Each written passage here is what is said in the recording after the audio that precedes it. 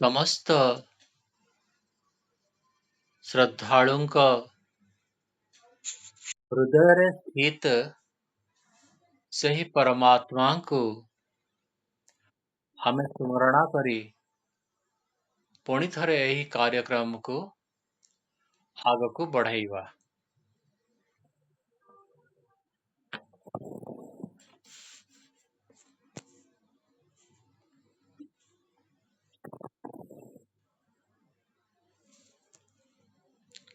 କୋଉଠି ଗୋଟେ ଶବ୍ଦ ଆସୁଛି। ଏବେ ବନ୍ଦ ହେଲା। ଅନେକ ବିଷୟ ମୁଁ ଦେଖିଲି ଗୀତାରେ ଉପସ୍ଥିତ ଅଛି। ଗୀତାରେ ଭଗବାନ ଶ୍ରୀକୃଷ୍ଣ କହୁଛନ୍ତି କି ସାରା ବେଦକୁ ଦହନ କରି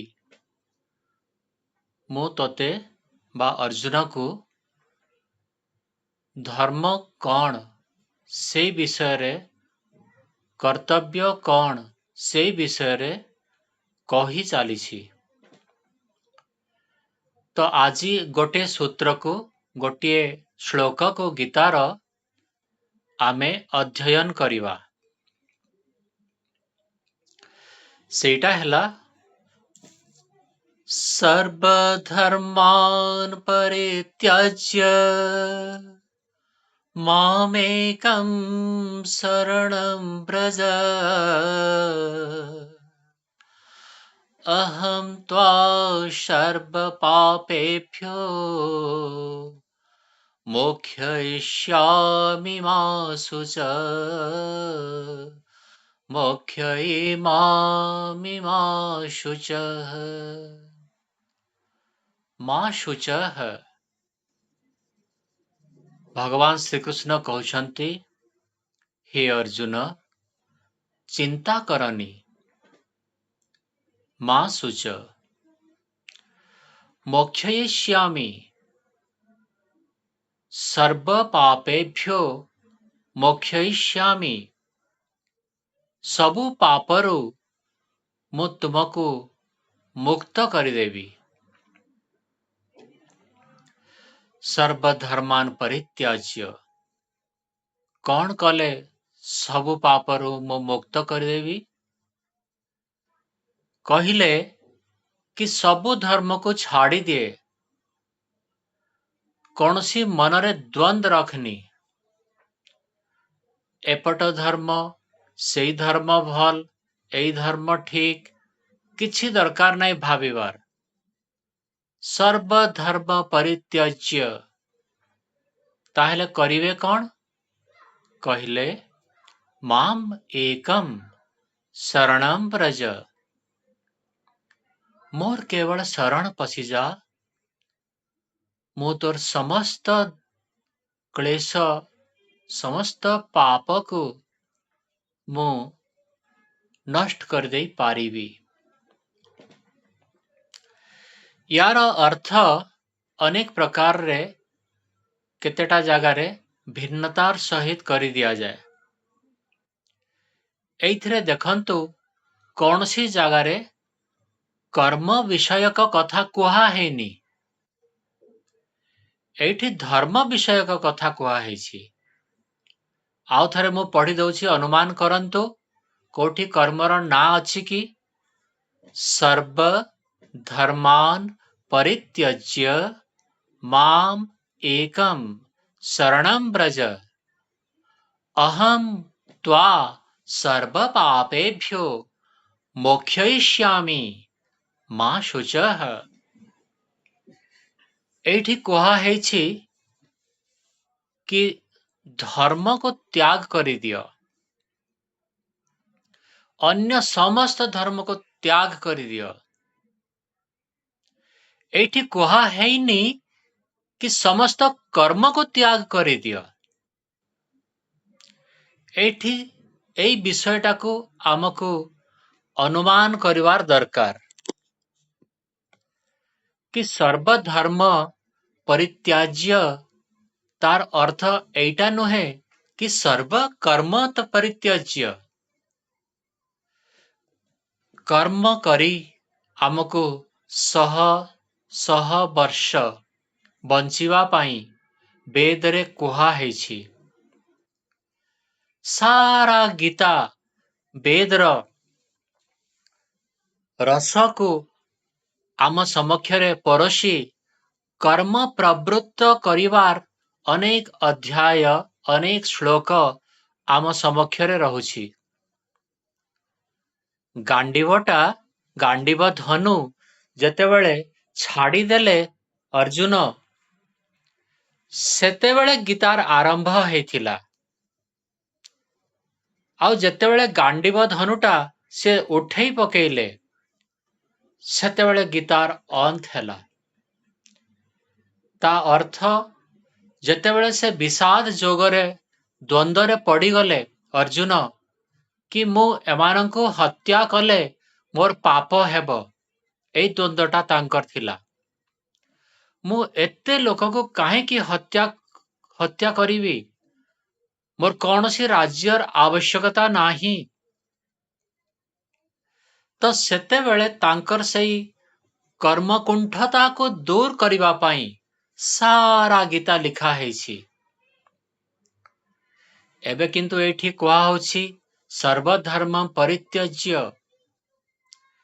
ୟାକୁ କିଛି ଲୋକ କହନ୍ତି କି ଧର୍ମ ଆଉ କର୍ମ ଦିଟା ଯାକ ତ୍ୟାଗ କରିଦିଅ।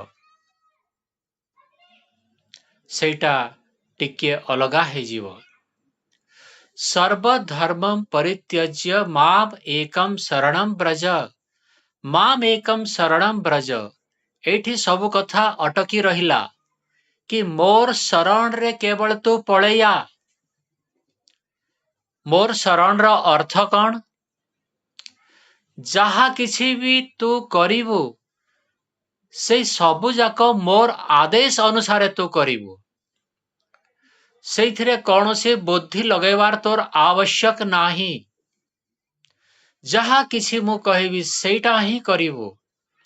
ପାପ ହେବ କି ପୁଣ୍ୟ ହେବ, ଉଚିତ ଅନୁଚିତ, କରଣୀୟ ଅକରଣୀୟ, ଏଇ ସବୁ କିଛି ତୋର ଭାବିବା ଦରକାର ନାହିଁ। କେବଳ ମୋର ଶରଣରେ ଆସି ଯାହା କିଛି ମୁଁ କହି ଚାଲିଛି ସେଇ ସବୁ ଯାକ କରିଚାଲ। ସେଇଟା ତୋ ପାଇଁ କଲ୍ୟାଣକର। ଆଉ ଏଇଠି ଧର୍ମ ସଂସ୍ଥାପନା ପାଇଁ ତୋର ଆବଶ୍ୟକ ଥିବାରୁ ସେଇଟା ତୋର କର୍ତ୍ତବ୍ୟ। ଯଦି କର୍ତ୍ତବ୍ୟରୁ ତୁ ଟିକେ ବି ଓହରି ଗଲୁ, ତାହେଲେ ସମ୍ପୂର୍ଣ୍ଣ ଭାବରେ ବିନଷ୍ଟିକୁ ପ୍ରାପ୍ତ କରିବୁ। ଆଉ ଯଦି କର୍ତ୍ତବ୍ୟ କରି ନିଜର ଶରୀର ତ୍ୟାଗ ହେଇଗଲା, ତାହେଲେ ତୁ ପୁଣ୍ୟାତ୍ମା ହିସାବରେ ଅନେକ ପୁଣ୍ୟ ତୋର ହେବ। ଆଉ ଯଦି କର୍ତ୍ତବ୍ୟ କରି ଧର୍ମକୁ ସଂସ୍ଥାପନ କରିବା ପାଇଁ ଏଇଠି ଯେତେ ଲୋକ ଅଛନ୍ତି ସମସ୍ତଙ୍କର ତୁ ସାମ୍ନା ବାଲାଙ୍କର ହତ୍ୟା କରିଦଉଛୁ, ତାହେଲେ ବି ତୋର ପୁଣ୍ୟ ହେବ।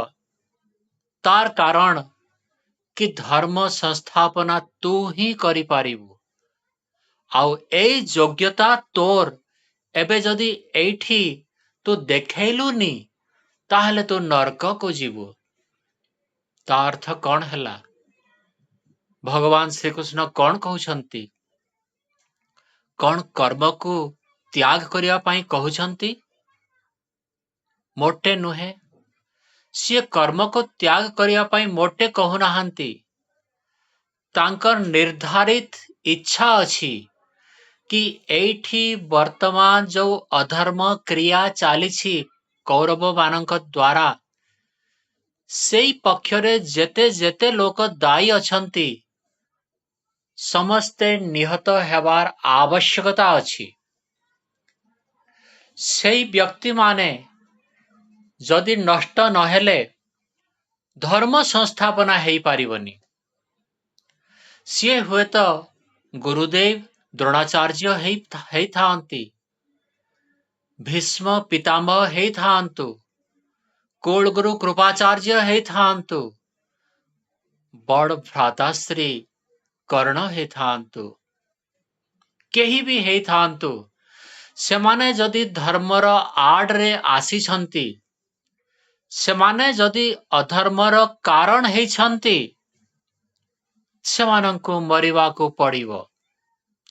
ସେମାନଙ୍କୁ ତୋତେ ମାରିବାକୁ ପଡ଼ିବ, କାହିଁକି ନା ତୋର ଯୋଗ୍ୟତା ଅଛି କି ଏଇ ସମସ୍ତ ବ୍ୟକ୍ତିଙ୍କୁ ତୁ ହରେଇ ପାରିବୁ, ନଷ୍ଟ କରିପାରିବୁ। ତ ସେଇ ଏତେ ଦୂର ପର୍ଯ୍ୟନ୍ତ କର୍ମ ପ୍ରବୃତ୍ତ କରିବାର ଯୋଉ ସ୍ଥିତି ଅଛି, ସେଇ ସ୍ଥିତିରେ ଏଇ ଶ୍ଲୋକଟା ଦେଖନ୍ତୁ କି କହୁଛନ୍ତି କି ସର୍ବଧର୍ମାନ୍ ପରିତ୍ୟଜ୍ୟ ମାମ୍ ଏକମ୍ ଶରଣଂ ବ୍ରଜ, କି ଯାହା କିଛି ବି ତୋର ଧର୍ମ ବିଷୟକ ଜ୍ଞାନ ଅଛି ସେ ସବୁ ତୁ ଭୁଲି ଯା, କେବଳ ମୋର ଶରଣରେ ଆସ। ଏଇଟା ଈଶ୍ୱର କହୁଛନ୍ତି ପ୍ରତ୍ୟେକ ବ୍ୟକ୍ତିଙ୍କୁ ସେଇ ଈଶ୍ୱର ସତ୍ବୁଦ୍ଧି ସତ୍ ମାର୍ଗରେ ଚଳେଇବା ପାଇଁ ସକ୍ଷମ ଅଟନ୍ତି। ବଶର୍ତ ଆପଣ ମୁଁ ଅନ୍ୟ ସମସ୍ତେ ତାଙ୍କର ଶରଣରେ ପଳେଇଯିବା।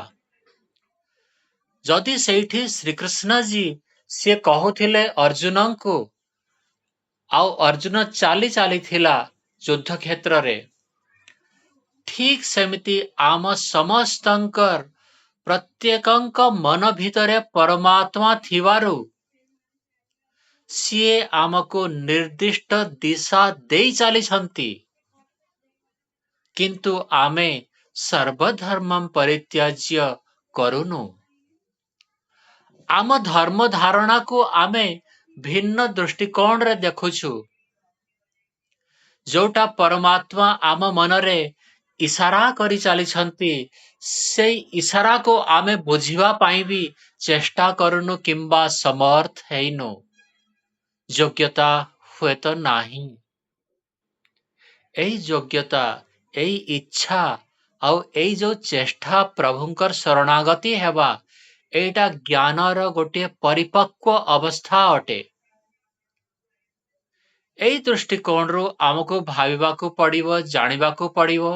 ଏମିତି ତ ନୁହେଁ କି ମୁଁ ମୋର ଅହଙ୍କାରକୁ ସାବ୍ୟସ୍ତ କରି କର୍ମରେ ପ୍ରବୃତ୍ତ ହଉଛି। ହଁ, କେବଳ ସେଇ ଗୋଟିଏ ବିନ୍ଦୁ ରହିବ ଆମ ମନରେ କି କେମିତି ନିଜର ଅସ୍ତିତ୍ୱକୁ ପରମାତ୍ମାକୁ ସମର୍ପଣ କରି ତାଙ୍କର ଇଶାରାରେ କର୍ମ କରି ଚାଲିବା। ଅଭ୍ୟାସ ଦରକାର, କଥା ଶୁଣିବା ଦରକାର। ପ୍ରଭୁ ସବୁବେଳେ ଆମକୁ କହି ଚାଲିଛନ୍ତି। ଆମେ ଜଣେ ଅନ୍ୟ ଜଣକୁ କହିବା ପାଇଁ ମୁହଁ ଦରକାର, କାନ ଦରକାର, କିନ୍ତୁ ପ୍ରଭୁ ଆମ ମୁହଁ ମୁଣ୍ଡ ଭିତରେ ଉପସ୍ଥିତ ଥିବାରୁ ସେଇଠି ହିଁ କହି ଚାଲିଛନ୍ତି। ଆଉ ସିଏ ଆମ ବୁଦ୍ଧିକୁ ମୋଡ଼ିବା ପାଇଁ ଚେଷ୍ଟା କରି ଚାଲିଛନ୍ତି। ଧିୟୋ ୟୋନଃ ପ୍ରଚୋଦୟାତ୍, କିନ୍ତୁ ଆମେ ମାମ୍ ଏକମ୍ ଶରଣଂ ବ୍ରଜ ଏଇ କଥାକୁ ଉଲ୍ଲଙ୍ଘନ କରି ଚାଲିଛୁ। ପ୍ରଭୁ କହୁଛନ୍ତି ମୋର ଶରଣରେ ଆସିଯାଅ, କିନ୍ତୁ ଆମେ ସେଇ ଶରଣାଗତିକୁ ପ୍ରାପ୍ତ କରିବା ପାଇଁ ଚେଷ୍ଟା କରୁନୁ। ମୁଁ କରିଛି, ଏଇଠି ଆମ ଅହଙ୍କାର କାମ କରିଗଲା। ମୋର ପରିବାର, ଏଇଠି ଆମ ଅହଙ୍କାର କାମ କରିଗଲା। ମୁଁ ହିଁ ସବୁ କିଛି କରୁଛି, ମୋର ଧର୍ମ, ଏଇ ଯୋଉ ମୋର ବ୍ୟବସ୍ଥାଟା ରହିଲା ଆମ ମନରେ, ତାକୁ କେମିତି ଦୂର କରିବେ? ଆଉ ସେଇଟା ଦୂର ହେଲା ପରେ ଆମ ବୁଦ୍ଧିକୁ ପ୍ରଭୁ ଚଳେଇବେ ପାରିବେ। ଯଦି ମମତ୍ୱ ପଳେଇଗଲା, ତାହେଲେ ଆମେ ନିର୍ମଳ ଜଳ ଭଳି, ଆମେ ନିଜର ମୁଖକୁ ଦେଖିବା ଭଳି ପରମାତ୍ମାଙ୍କୁ ଆମେ ଦର୍ଶନ କରିପାରିବା, ପରମାତ୍ମାଙ୍କ କଥାକୁ ଆମେ ଶ୍ରବଣ କରିପାରିବା। ଆଉ ଗୋଟେ ଶ୍ଲୋକ ମନେ ପଡୁଛି, ଭିଦ୍ୟତେ ହୃଦୟ ଗ୍ରନ୍ଥିଂ ಛಿದ್ಯಂತೆ ಸರ್ವ ಸಂಶಯಾಃ ಕ್ಷೀಯಂತೆ ಚಾಸ್ಯ ಕರ್ಮಾಣಿ ತಸ್ಮಿನ್ ದೃಷ್ಟೇ ಪರಾವರೇ ತಸ್ಮಿನ್ ದೃಷ್ಟೇ ಪರಾವರೇ। तस्मिन् दृष्टे सेई परमात्माଙ୍କୁ चारिआडे जेतेबेले आमे देखिवा सेतेबेले आमर हृदय ग्रंथि को सबु रस भेद करि चालिबो। क्षीयन्ते चास्य कर्माणि तार समस्त कर्म नष्ट होइजिव। जदि आमर स्थिति एमिति हिसाब रे लक्ष्य आमे रखिवा कि हाँ मोर समस्त अहंकार नष्ट करि दियो प्रभु, मु केवल आउ केवल आपणक शरण आपणक इशारारे चालिबी, ताहले आमे निश्चित भावरे से परमात्माकर स्पंदन रे निजर हृदय को स्पंदित करि पारिबा। अन्यथा निज अहंकार रे सबु किछि चालिथिबो सेमिति अन्य पशु पक्षी भଳି एई विशेष शरीर जो मनुष्यर शरीर पाई मध्य आमे केबे मध्य सफल हेई पारिबानी, सुखी हेई पारिबानी, दुखरु निवृत्त हेई पारिबानी। काहेकि ना पशु भी से खाइबा पीवा समस्त कर्म से मनुष्य भଳି करि चालिछि। आउ आमर विशेषता पशुठु धर्म ही तेषाम अधिकम विशेष धर्मेण हीना पशु भी समाना। आमर केवल धर्म आचरण ही सेई पशुठु भिन्नता करि चालिछि। जदि सेई विषयटा आमे भिन्न कलेनी, अर्थात जदि एई बुद्धि रे एई शरीर को आमे धर्म मार्ग रे चलेलेनी, ताहेले कौनसी भिन्नता कोई स्पेशलिटी एई शरीर रहिलानी। पशुवत एई शरीर को आमे व्यवहार करी बुढ़ा करिदेले, तापरे आउ गोटे शरीर को प्राप्त कले। जदि एमिति हिसाब रे एई दृष्टिकोण रे आमर समस्त कर्तव्य कर्म को करिवा, ताहेले आस्ते आस्ते प्रभुंकर सेई इशारा गुडी को आमर भितरे पालन करिवार सामर्थ्य आसीबो। आगरे कहउचंती अहम त्वा सर्व पापेभ्यो, अहम मु त्वा तुमर सर्व पापेभ्यो समस्त पाप को मोक्षयिष्यामि, समस्त पापरु तुमको मोक्ष कर देवी, अलग कर देवी, तुम पाप को नष्ट कर देवी। मां शुचः, कौन सी चिंता करनी, कोटा धर्म कोटा अधर्म। एठी गोटे महत्वपूर्ण विषय देखंतु, युद्ध चालिछि आउ सेई युद्ध रे कौरव पक्ष प्रथम रु ही अनीति आरंभ करिछंती। अनेक प्रकार अनीतिर सहारा रे सेवाने अभिमन्यु को नष्ट करदेले, मारिदेले। सेतेबेल पर्यंत युद्ध ठीक ठीक नियम पूर्वक चली थिला कि नाई, जने जदि हातरे अस्त्र धरिनी ताहले ताको मारिबेनी, जने जदि पछ करिदेला ताहले टणा हेथिबा सरक भी सेमाने छाड़िबेनी। संध्या हेई गलानी, समस्ते आपण आपणा सांगरे मिसुथिले। एमिति अनेक प्रकार रे नियम थिला। सेथरु गोटिए नियम थिला कि गोटिए योद्धार सहित केवल गोटिए योद्धा से लड़ाई करि पारिबो, गोटिए साथी रे दी जण करि पारिबेनी। सेटा पुणी आहुरी नियम थिला कि योद्धा आ गोटे योद्धार सम्मुखरे जेतेबेले लड़ाई करिबा आरंभ करिबो, से अपर पक्षर योद्धा को सावधान बोली कहउथिले, ताकू आग चेतई दउथिले कि वर्तमान मु तोर हत्या करिया पई जाउछि। अनेक नियम धराशायी हे जाइछि सेई महाभारत युद्ध रे। जेतेबेले अपर पक्ष गोटे नियम को पालन करुनी, सेतेबेले एपट पक्ष सेई नियम को पालन करिया पई बाध्य केबे भी हबनी।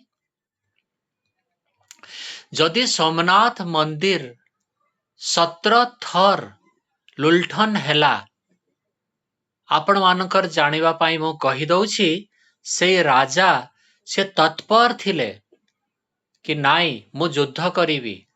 पंडा पुरोहित तांकर नियम थिला कि नाई से माने भाबुथिले कि नाई से जेतेबेले आसीबो मोहम्मद गजनीर से जेतेबेले आसीबो मोहम्मद गजनी सेतेबेले एई शिव मूर्ति रु परमात्मा बाहरी पड़िबे।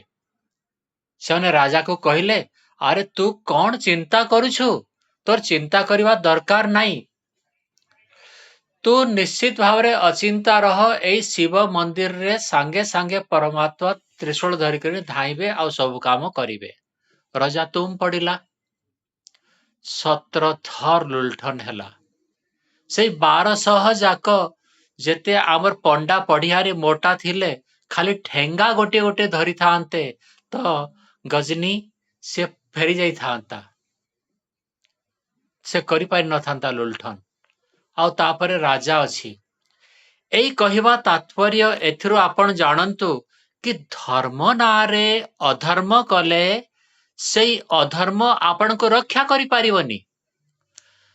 धर्म रक्षति रक्षिताः, धर्म जे पालन करे ताकू से रक्षा करे, एटा सत कथा। किंतु धर्म नारे आपण जदि धर्म को ठीक जानी नाहंती चिन्ही नाहंती ताहेले आपण को से रक्षा करि पारिबनी। जेतेबेले प्रथम थर रु आसीथिला मोहम्मद गजनी सेतेबेले ये कहिवार थिला कि ना से मूर्ति रु परमात्मा बाहरिबे नाही, तोते ही राजा को कहिवार थिला कि तोते ही ताने आमर समस्त रक्षा करबा को पड़िबो। सेटा धर्म आचरण थिला किंतु से जानी पारि नथिले। जेतेबेले अभिमन्यु को एते लोक मिसिकरी सररे मारी देले 5-10 जन रथी महारथी, सेटा बेनियम थिला। से जने जने ताको सावधान करी बारिवार थिला किंतु सेवाने हारी जाई थांते अभिमन्युठु, सेथिपई सेवाने मिसिकिना मारिले, नियम धराशायी हेई गला। तापरे पांडव माने निश्चित भावरे नियम भंग करिवार अधिकारी हेई गले। जयद्रथर बध, अन्य समस्तंकर बध नहले से द्रोणाचार्य को पांडव मारी न थांते, भीष्म मारी पारी न थांते। भीष्म को पितामह भीष्म को केबे भी परास्त करिवार संभावना नथिला। श्रीखंडी को आग को न आनी थिले तो एते नियम गोटे पक्षर नियम आ गोटे पक्षर नियम को प्रभावित करिबाटा धर्म। जड़े नियम भांगिले आ जड़े निश्चित भाव रे नियम भांगिबो। सांप्रतिक परिस्थिति आपण देखंतु ना, एक कथाटा आज मु कहबिनी। तो धर्म रक्षति रक्षिता, जो विषय गुड़ाक आमको रक्षा करिपारे असमर्थ अटे, आम समाज को रक्षा करिवारे असमर्थ अटे, से नियम को आमको त्याग करिवा को पड़िबो। एई सामाजिक नियम को व्यक्तिगत नियम को मु त्याग करि पारे न करि पारे। व्यक्तिगत नियम कौन हैला? अहिंसा, सत्य, अस्तेय, चोरी न करिवाटा, ब्रह्मचर्य पालन करिवाटा, अपरिग्रह, एमिति अपरिग्रह माने बेसी जिनस न रखिवाटा। एटा व्यक्तिगत नियम गुड़ाक निश्चित भाव रे निजे निज पाई पालन करिया पाई आमे संपूर्ण भाव रे अधिकारी अटु। किंतु सामाजिक नियम रे आमे परतंत्र आ सेटा परिवर्तनशील। जदि अन्य समाज आम समाज को नष्ट करिया पाई आसुचंती ताहले एई सब नियम रे सेटा हेई परिबनी। आमको अन्य नियम सेवानक हिसाब रे तांको जेमिति आमे काउंटर करि पारिबा सेई हिसाब रे परिवर्तन करिवा को पड़िबो।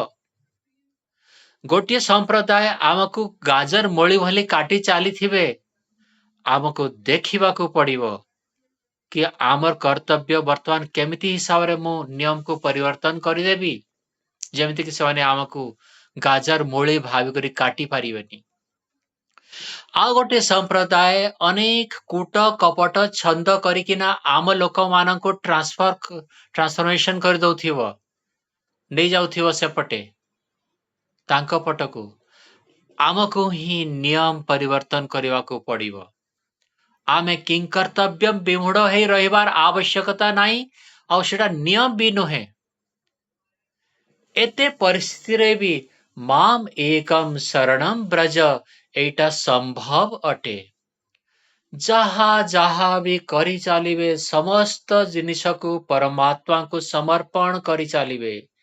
हे प्रभु तोर देथिबा ए शरीर ए मन बुद्धि इंद्रिय द्वारा ही मु ए सब कर्तव्य कर्म करिवारे स्वतंत्र अछि।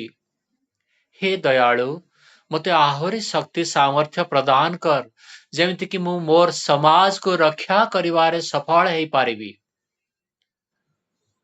तोर द्वारा ही एटा संभव प्रभु। एही प्रकार रे चिंतन जदि आपण माने रखी पारिबे एटा संभव कि माम एकम शरणम ब्रज। टिके आगको मते एठरे कहवा को पड़िबो कि ए जो शरण र अर्थ कौन। गोटे बापार बड़ पिला छोट पिला दीटा पिला थिले। बड़ पिलाटा से बहुत काम कर्तव्य कर्म सब करुथिला ताको समय भी अल्प मिलुथिला बापांको साथी रे कथा भाषा हेकिना एटा करिया पई। किंतु सिए सब विषय बैलेंस करी कर्तव्य कर्म चलीथिला। सान पिलाटा सी कर्तव्य कर्म करुनी सी घरर काम करुनी जेतेबेले देख अन्य आडे बोलुछि किंबा समय पाइले बापांको से प्रशंसा करी दउछि प्रेज करी दउछि सेथिरे से ताने चलैछि। एई दीटा पुअरु को पुअ को बापा भल पाइबे जे कर्तव्य कर्म करुछि जे पाठ पढुछि नौकरी करुछि ताकू कि ए जो व्यक्ति जे केवल मधुर कथा कही चालिछि बापांको मधुर कथारे से तृप्त करी चालिछंती करिया पई चेष्टा करुछि। ए दी जण कठु निश्चित भावरे कर्तव्य कर्म करुथिबा व्यक्तिर तर्पण द्वारा ही पिता ताकू ताने ग्रहण करिवे बा आपणै नेबे। आमे भी सेमिति करिवा को पड़िबो। आमर प्रत्येक कर्तव्य कर्म आमर प्रारब्ध अटे। आमे समस्ते वैवाहिक जीवन को आमे चलै रखिछु सेटा आमर प्रारब्ध अटे। आम प्रारब्धरु पलायन करिवार आवश्यक बोटे नाही। आम प्रारब्ध को पूर्ण करिवा को भोगिवा को आमर आवश्यक अछि। तो सेई प्रारब्ध को भोगिला समय रे मध्य जदि आमे माम एकम शरणम ब्रज परमात्मांकर शरण रे जाई सही कर्तव्य कर्म को करी चालिबा ताहेले आमे ईश्वर अभिमुखी अटु ही मोटे चिंता करिवार नाही। समस्त कर्तव्य कर्म को दिन राति करी चालंतु। निश्चित भावरे से परमात्मांकर भावना को मनरे रखी तांकर अनुनय तांको पाखरे निजर सब सुविधा असुविधा कही तांकठु ब्लेसिंग्स नियंतु तांकठु आशीर्वाद नियंतु आपण आहुरी कर्तव्य कर्म करिवारे सफल ही चालिबे।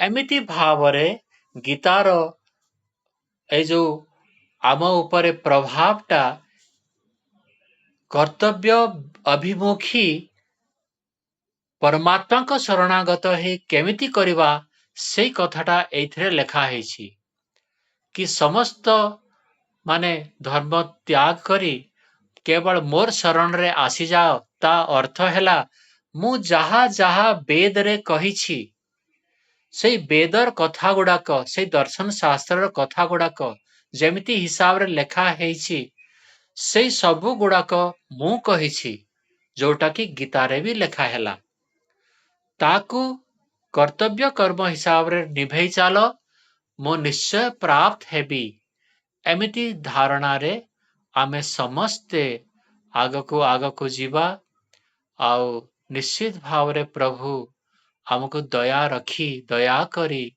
आमर बुद्धि को ठीक रास्ता रे प्रेरित करिवे और निजे आमको शरण रे नहीं जीवे एई भावनार सहित आज पुणी शांति पाठ करिवा।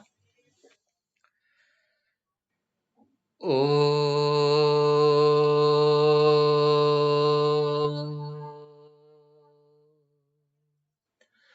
शांति शांति शांति। सर्वेभ्यो नमः। सबको सादर नमस्ते जी।